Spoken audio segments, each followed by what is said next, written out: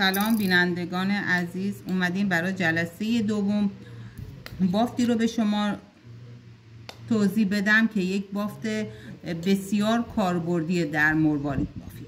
ابتدا میایم یه مقدار نخ رو انتخاب میکنیم و 4 مروارید رو از سایز هر مرواریدی که دوست داشتیم از یه طرف نخ وارد نخ میکنیم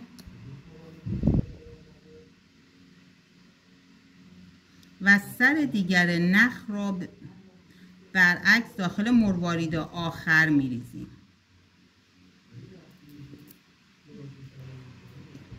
شد یک 4 واحده. الان یکیش داخل نخه. ما برای اینکه بتونیم 4 واحده دیگه درست کنیم باید 3 تا دیگه بذاریم داخل نخ. یکیش رو داخل نخ سمت راست، یکیش رو داخل نخ سمت چپ،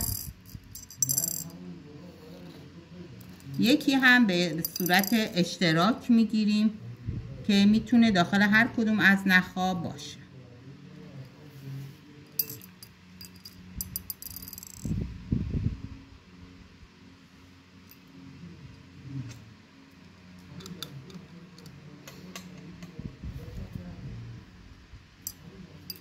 بفرم اینم دو که این به صورت یک ریسه‌ای در میاد که ما اون رو میتونیم روی تل، روی گل سر یا هر وسیله دیگه ای استفاده کنیم. بفرمایید.